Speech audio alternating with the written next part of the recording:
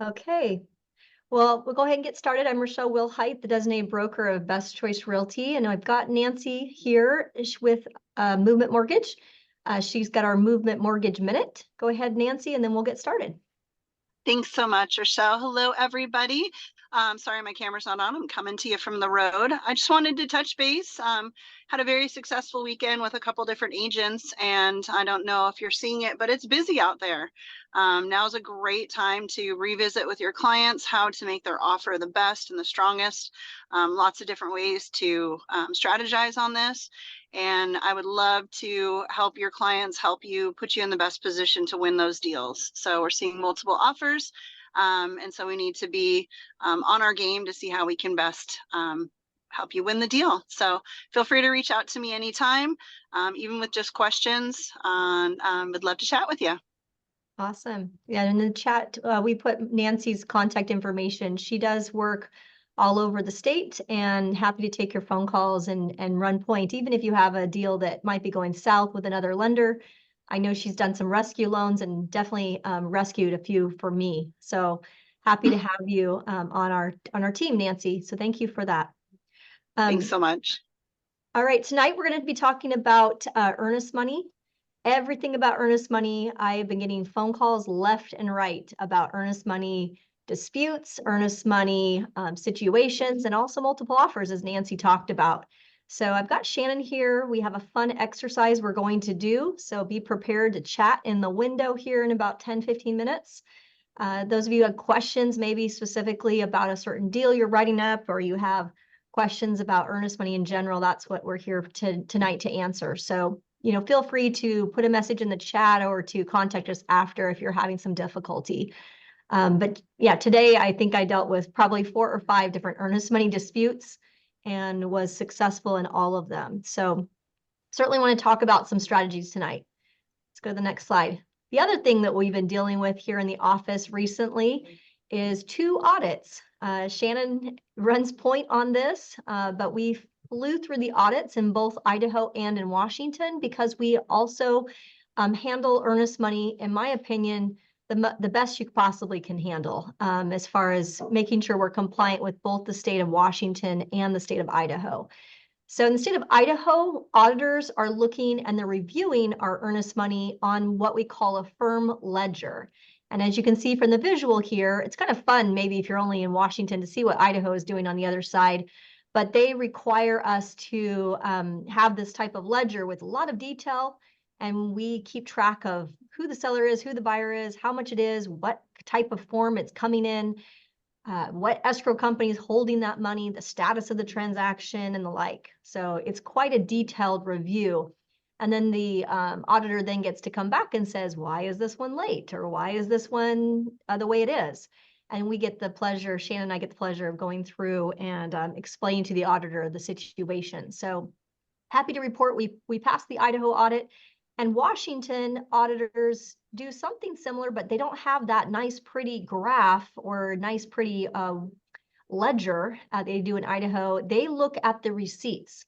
And so that's why we always ask in the firm for you to provide the Washington State Earnest Money deposit receipts with escrow, because they cross-reference those with the purchase and sale. So let's go to the next slide. It's our responsibility to ensure that Earnest Money is handled. I've had a lot of people ask me, what's the big deal? It's really the party's responsibility, but it actually, if you look at the Washington State WAC code 308-124D 205, it says that brokers are required to keep the party in which we're doing broker services for, keep that status and retain the copies and the records of and make sure we have copies in the firm, as well as that the parties have a copy of their deposits. And that's part of our job. It's a fiduciary responsibility that we have in the state of Washington. So then we have 2 different ways that we describe the Earnest Money. So what is Earnest Money? I think that's one of the questions that new buyers, if you're new, you never wrote a purchase and sale agreement before, a first-time home buyer could use some advice and also could use some instruction on what is Earnest Money. Sometimes they are kind of confused when you ask them, we got to put up $5,000 of earnest money, and they kind of look at you funny and they're like, what is earnest money? And earnest money is what shows the seller that you're serious about putting a contract in front of them and having the seller accept. Obviously, the higher the earnest money, the more skin in the game, or the more interested that buyer is about holding that contract together. Some people have said, do I even have to put in earnest money to make a contract valid? And the answer is no. You actually could have zero as the earnest money, but that's not something I would do unless I was doing something. Maybe I was doing a non-arm's length transaction. Maybe I was selling my property to my daughter. That's maybe a case where we don't need to do earnest money. But for the most part, 99% of the time, we're going to see some form of earnest money deposited by the buyer into an escrow account that will then be held until the close of escrow. Then that earnest money gets applied as a credit to the buyer, but then we're going to talk about that here in the later part of the call. So who holds it? Always at Best Choice Realty, we are having escrow hold it. So the closing agent would hold it, and that goes for Washington as well as Idaho. And then in both contracts, there is a provision that talks about default. And there is a checkbox in Washington that you would check, either forfeiture of earnest money or seller election of remedies. And then in Washington and Idaho, as you can see there on the screen, you have the checkboxes that you as the broker would need to check as evidence by, and you would indicate what type of earnest money or how that earnest money would be deposited, what form. And you can see in Idaho, you've got some more options, cashier's check and things of that as well. Many people ask me what a note is, and a note is something that I do usually with land. I will oftentimes do a note because there's obviously a lot of money that's being, or skin in the game, if you will, being put into, say, a vacant land parcel. And so not all times do I need to put an earnest money amount. Sometimes I'll do a promissory note where I'll be doing a lot of feasibility studies and things of that nature. So it's very rare we will check the box note, but that's what a promissory note is. It's a promise to pay earnest money at some later point in time.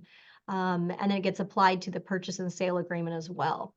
Most of the monies that we're seeing actually in Washington of deals that are being accepted, for the most part, are actually wires lately. So it's funny, I think when we did this webinar 3 years ago, we had more checks or cashier's checks, and now we're seeing definitely more wires and ACH deposits. So the default is always going to be checkbox forfeiture of earnest money. Again, 99% of the time. If you are doing commercial purchase and sale agreements, we'll see more seller election of remedies. And what that means is that the seller could potentially sue, and it would be above and beyond the earnest money amount. So we don't use the seller election remedies. We typically use in residential the forfeiture as the way that if the parties breach or default on the contract, the earnest money would be given to the respective party. Let's go to the next slide. So a lot of people say, what happens if the earnest money is not deposited? Can the seller terminate? And the answer is, in both the state of Washington and the state of Idaho, the answer is yes. There is a way to terminate the contract if the earnest money is not delivered by the buyer in the proper time. But you would have to provide notice. And that's where some of our brokers have been tripped up over the years, is because they have not given proper notice. So what has happened essentially is that the buyer maybe breaches, say on day 5 or 6 or 7 of the contract. Some people have been really late on their earnest money deposits, but the contract continues. And so if you don't send over the notice to terminate because they didn't perform on the contract or the buyer breach, then the contract continues, and then it becomes a bit more complicated to terminate the contract if you're a seller. But that 90B is the form you would use, especially if you have a backup offer, or if you have a offer that comes in, even if you're pending, and you're looking for a way for your seller to maybe make some more money, and you have a backup offer for more money with better terms. You may want to, if you're representing the seller, make sure that that earnest money is deposited on time. And if not, you will be sending over a 90B to give notice and terminate the contract. The earnest money would then get refunded, or it would go back to the buyer if they were in the process. I mean, we've had close calls where they were literally driving trying to get to the bank in time, and we got the 90B, and unfortunately the deal is dead. Once that notice is sent, the deal is dead, and there is no way to essentially resurrect that file.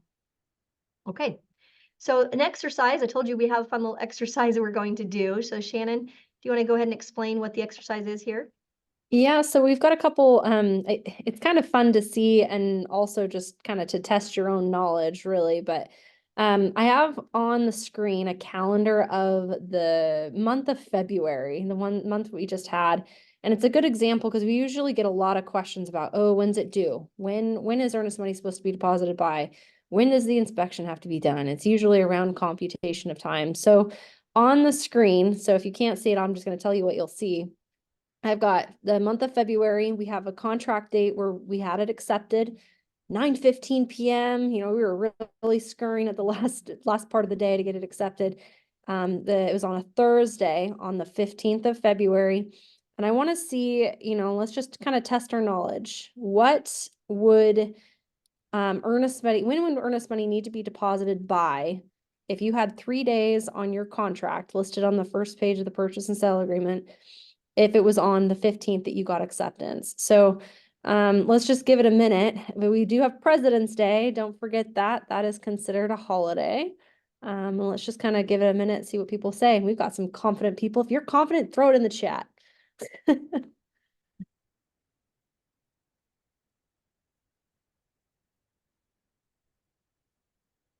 said 3 days, is that right? 3 days. Okay. Where did you go? Oh no. Yep, 3 days for the 15th. And we've got quite a few, Rachelle, so we can kind of have a good discussion about it. We're seeing 22nd, 21st, the 20th. So it's kind of like we're somewhere in this window. And When in is this supposed to be Idaho, you deposited? definitely want to get that money turned in. They have a very strict, you know, where they want you to make sure, especially since we're not holding as a firm the earnest money, they want you to get that earnest money is turned into the escrow company as soon as practical, which means you really should be getting that money turned in on that Friday, the 16th in Idaho. Even though you have 3 days, you want to, again, Idaho's really strict at making sure that money gets, if they're going to be doing something, they need to be doing something right away. Washington is a little bit different. They're going to look for that receipt. They almost kind of reprimand you if you don't hit the target. So we'll make sure that Washington, we get that number right. So we'll come back to the calendar, but I think just to help our discussion, I've screenshotted the terms for computation of time. And this is just also from Washington, but also from Idaho as well. This is coming from the purchase and sale agreement.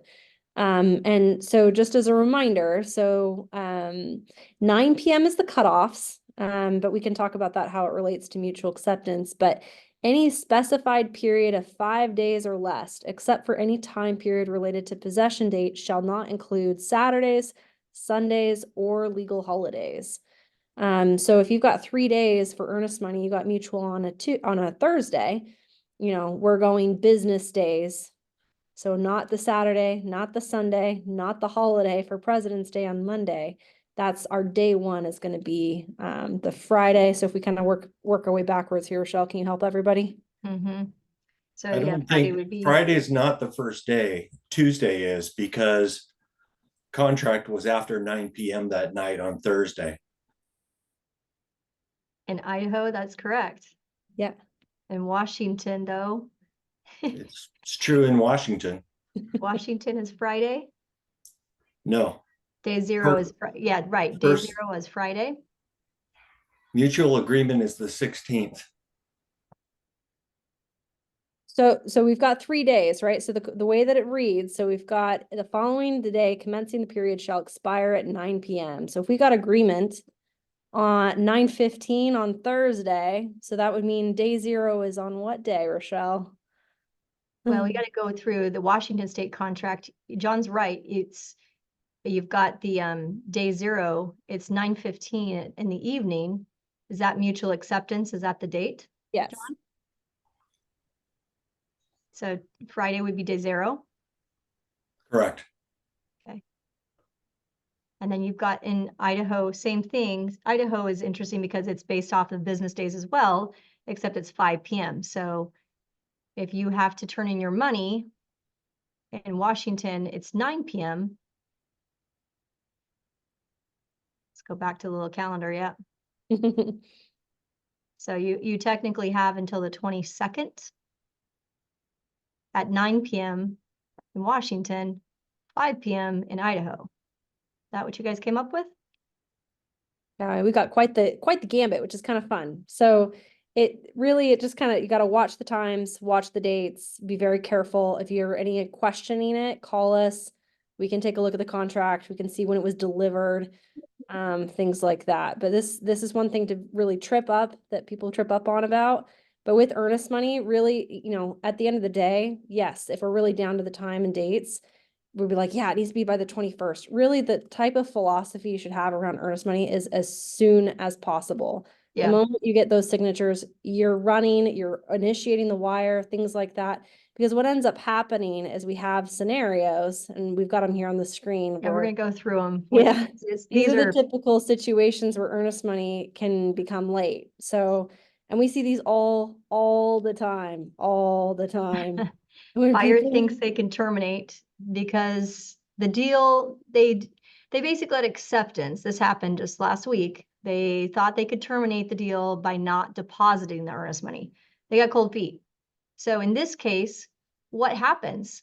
In Washington, you'd think, oh, it's just forfeiture of earnest money. If actually it's not the case, if the buyer breaches the part in the contract that says that they're going to put up earnest money and they fail to do so, not only you could have problems legally because you're responsible for making sure that earnest money gets deposited. So you got to be very careful on how you craft your email response to that buyer who wants to back out. Even if they got cold feet, and let's say they waived their inspection, they waived their Form 17, they waived all of these provisions in the contract, but they just changed their mind, they still have to deposit the earnest money and give the proper notice to leave the contract. And that would have to be negotiated through. So that is not, that would be a breach, not only with the earnest money deposit, but also breaching the contract. And that becomes a more serious matter. So if you have a buyer who thinks that they can do that, just decide not to turn it in because they changed their mind, you need to instruct them in a very, very succinct, legal way and how you email to communicate to them that yes, your earnest money is at risk. And as your broker, you're required to deposit that into the escrow account. And then only then could I provide notice to essentially terminate the contract or send the rescission over. So be very careful. Number one, you don't get yourself into trouble. Luckily, we have been able to avoid all kinds of conflict. We usually see this happen more cases with other firms that we handle where they are saying, my buyer just decided not to turn in their earnest money. We actually are usually on the listing side when those things happen because our brokers are well trained and understand that that's a serious breach and a serious challenge to your licensing laws as far as making sure that earnest money gets turned in appropriately. So watch out for that. Number one, they have to turn in earnest money. Even if they're going to terminate the deal, they still need to deposit the earnest money per the contract just so they don't have problems legally. Let's say that they did not turn in the money and they didn't, and they think, oh, I'll just lose, $4,000 because that's how much earnest money I was going to put up. But they have no legal basis to do that. They actually can be sued and the seller will win quite a bit and get the attorney's fees paid for if they go to court. So be careful of that. They have to have a legal basis and you have to do the appropriate forms at the appropriate times. Number two, the buyer initiated the wire on the day the earnest money was due. You want to explain that one, Shannon? Yeah, so this comes up a lot, especially because we've had more wires in the last couple of years than we have previously. Yep. Wires have cutoffs. So, when we're initiating, does not mean it's actually deposited in the destination on the day that you're initiating. So, when it comes to the dates, so, in Washington, I was sending a wire, let's say I'm with time zones and things like that, you have to really, really be careful, initiate it early. Be careful if you've got like a 2-day deposit and you deposit it on day one, the next morning, because you got to be really, really careful. But Yep. In essence, with wires, anticipate if they're initiating it on day one, it's not going to actually be deposited with escrow until day 2. It takes that time for it to kind of move over. So just be careful because we don't want it to be late. This happens a lot with wires.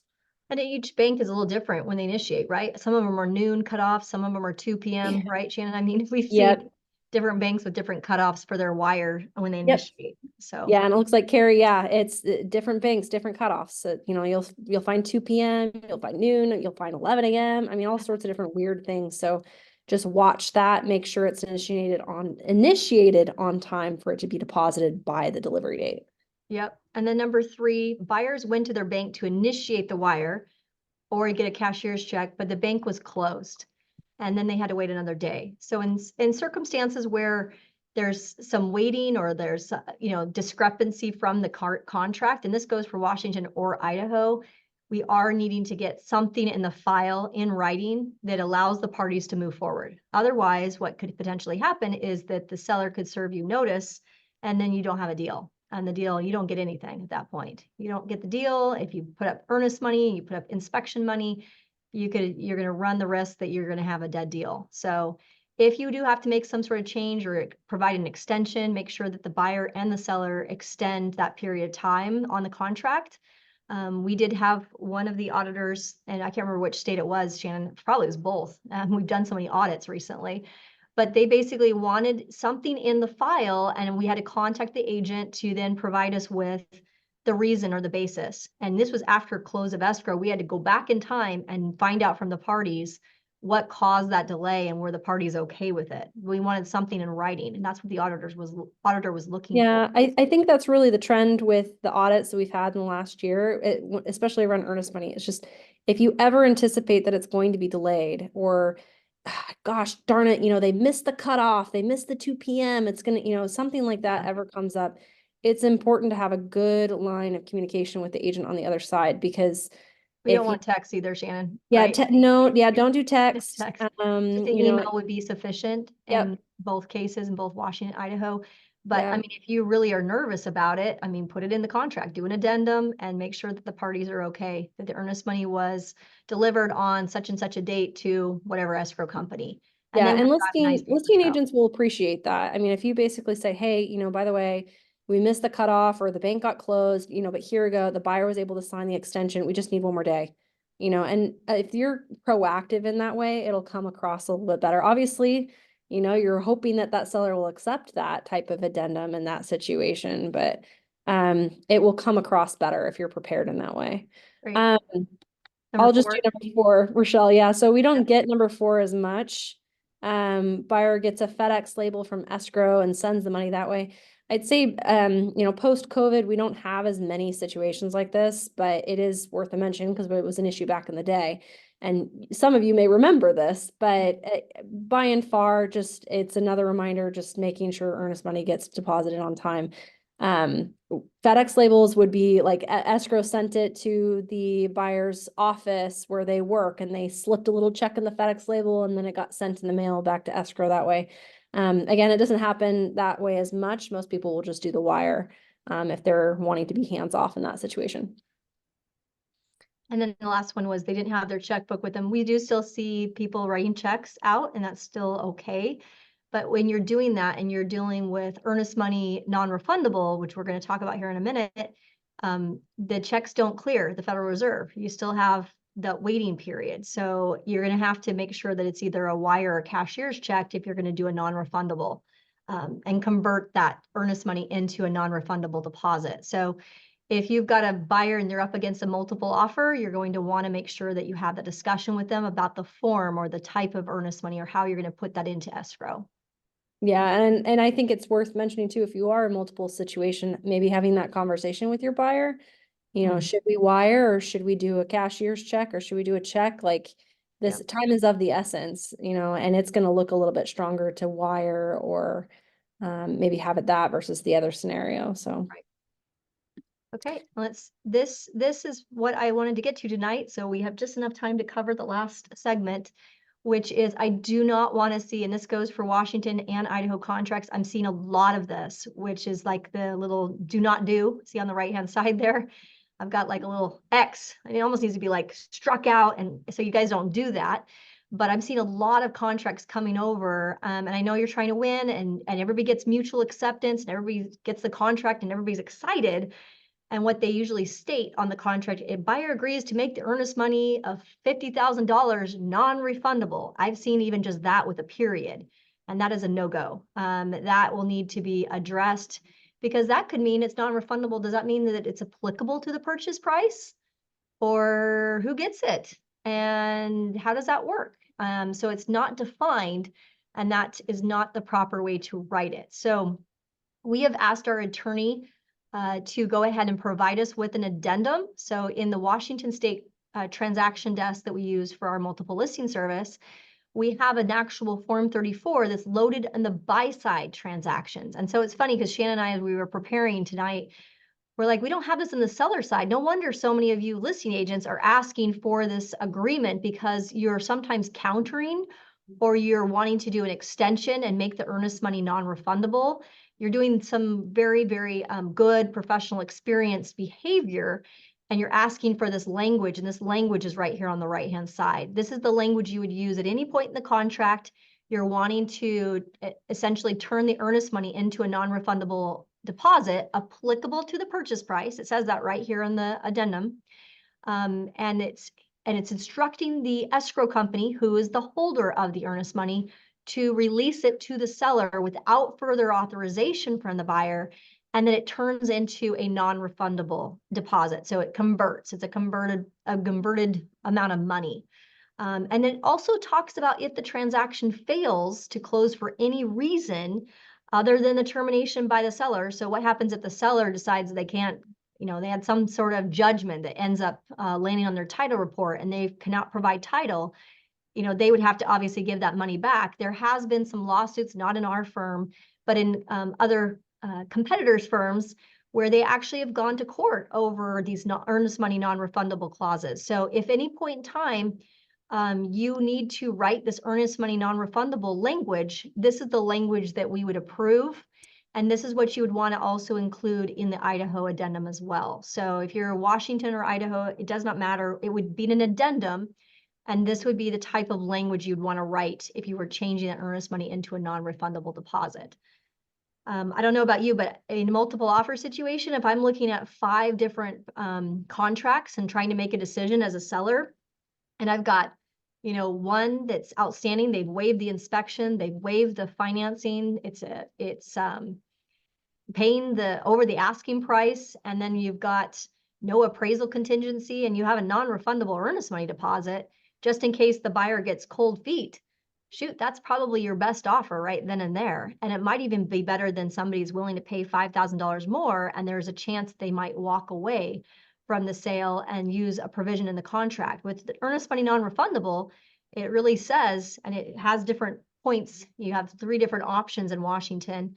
That bottom paragraph, it's been, they acknowledge that they've had the opportunity to seek an attorney in regards to the earnest money and making this type of addendum to the agreement, and that they understand that we're not providing legal advice about whether to use an earnest money non-refundable or not.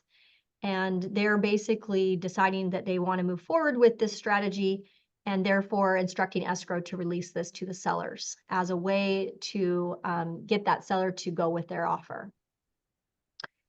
Did that make sense, Shannon? Did I explain that well enough? I don't see the above. It takes a lot.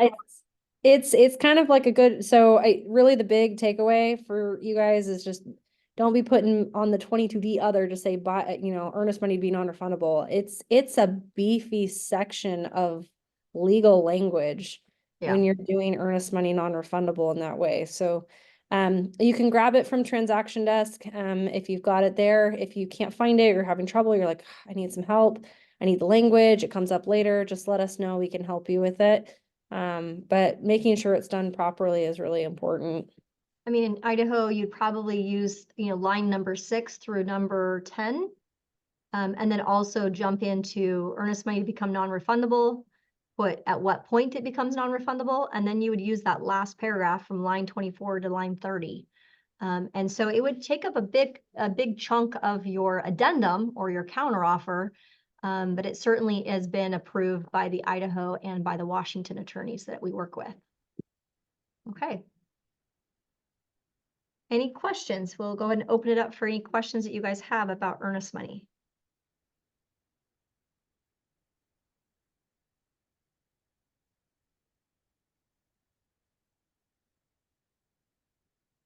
Yeah, check the chat. Shannon, did you check your Yeah, text? Carrie had a messages? question about how checks. Yeah, people can still do personal checks.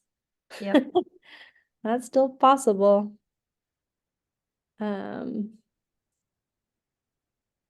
yeah, and Mary kind of points out too, I mean, there are some people that are getting really creative with multiple offer scenarios where they're providing a proof of funds for that type of earnest money, non-refundable in that way too. It's like, here you go, it's there, it's ready to go.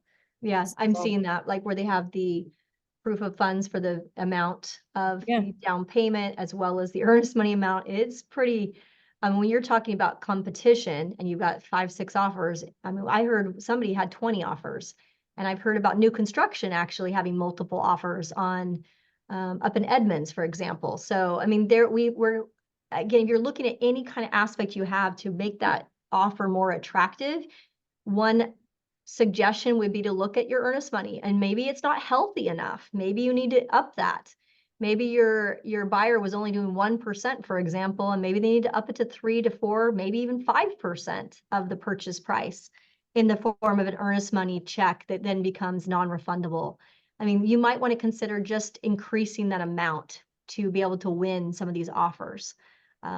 We see a lot of offers come through, and we get the fortunate thing of actually seeing the winners. And we also see the losers too, because we review the offers that didn't work out with some of our newer brokers. And I can tell you a lot of times it's just the amount that's offered up, where the sellers go, well, this person's putting up 10, but this person's putting up 25,000. And it does impact their decision making on somebody who's much more serious than, say, somebody that doesn't have as much money to put up, to risk. Great question. And I think, Mary, do you want to unmute your line so you can kind of understand what you're doing there? I think it, Yeah, so buyer has the cash funds for the purchase, and I meant to ask if I needed to have the 22 EF, but I'm going to be sending over proof of funds with the offer. I just wondered if when I'm already showing all the monies there, do I still need the 22 You do EF? not, if you're proving the funds are liquid and in the bank account. So no. Okay. Yeah. Okay. Um, But do I maybe write in somewhere that it's a cash purchase? yes. Okay. Yes. Okay, got it. Thank you. You're welcome. yep. And Carrie, good reminder, if you're doing proof of funds, black out the contact information or the account numbers. Yeah. I did have a quick question because with our cash offer, we submitted a proof of funds because half of it was in an account and the other half was in Ameritrade. So it's not Okay. technically like it's still It's not converted yet into an actual bank converted account. yet, but Right. we had the account information there as well. We showed the amount. So that's what we did just to say, hey, this isn't liquid right now, but it will be soon. Yeah, it sounds like you just disclosed. And yeah, the 22 EF has the section for contingent and non-contingent funds. So for you guys, it'd just be to convert it. Yep. Yeah, so that's what we did is showed that Yep. on the Perfect. EF. Very good. Hopefully it worked. Yep. Did you get it? Yes. Awesome. Congratulations. That's awesome. Very good. And then somebody asked me by text, can I do more than 5%? In Washington, they have a provision that's, even if you say you did 7 or 10% of the purchase price in the form of earnest money, the only time the seller would be able to retain that would be only up to 5%. It talks about that in the earnest money provision clause in the Washington state contract. So while you could make it look even, better, you can go 7, 10%, it really doesn't matter. So you really you're working with them basically 0 to 5% as far as the percentage of the purchase price for the form of earnest money. Yeah. I have one more thing I just wanted to mention too for everybody. We do have a buyer's, it's buyer's information is in a seller's market. We have a disclosure form. It's on our website. And you guys can use that. If you have a client, I know I have been in this situation where I'm like, I would want to make sure I have some sort of form or some sort of conversation I have logged with that client explaining what non-refundable is. We have a lot of people, especially, in some of those that speak multiple different offer languages. scenarios. Yeah. Yeah, when you've got $50,000, $100,000, $150,000 of earnest money, it's like, I want to make sure I've done my due diligence to make sure that I've had that explanation. So that disclosure form explains what non-refundable is and what that means for that client if they're doing that. So if you want some sort of like, company disclosure form you can give to them, that's what you can use too. Yeah, that's great for multiple offers, Shannon. We probably need to do a class on multiple offers. They're back, and there's a lot of competition out there, and there's strategies on how to win. And one of those strategies is to do the earnest money the way we're talking about here tonight. But you've got to make sure you're giving proper advice, and you've given them the document to review. Anytime Shannon says, you can do your buyer consult and go over that. Hey, we're going to most likely be in a multiple offer situation. Here's what you want to keep in mind, and have them initial that. That's also kind of kicks the ball, gets the ball rolling. Yeah. Working with somebody like that. Yeah. And it covers more than just earnest money on there too. I mean, if you've got someone considering waiving any of the terms or any of the contingencies, it's good timing to talk about that stuff too. Awesome. Yeah. Hopefully that was helpful, you guys. I was gonna share real quick though, Sure. if on the legal hotline, they do have a video. It's called Non-Refundable Buyer Funds Released to Seller Up Front. And it talks about why that's not a good idea. So in a competitive thing, if you could educate the listing agent why you might not be doing that, then your party doesn't necessarily have to do it, to kind of share that insight with them, how it's actually protecting the seller by not collecting that non-refundable in a situation it can benefit them. It's the alternative way of what we discussed tonight, Carrie. Yes, I have seen that video. Yeah, but I was like, I think if you kind of share that too, it helps you to protect your buyers and say, hey, Sure. we're doing this because it's protecting your sellers as well, to spin it when you're in a competition. You've got to know your audience, don't you? Yeah. You got to Yeah. know what makes them speak, right? And so if you're coming to me, I might be thinking differently than say another designated broker who has had an incident, or they've had their day in court, where they've had an incident. So yeah, it's an interesting video. I'll post that one too. I think that's a great one that I saw as well. Okay. Thanks for bringing that up. Anything else? I think we got them all, Rachelle. All right. Have a great week.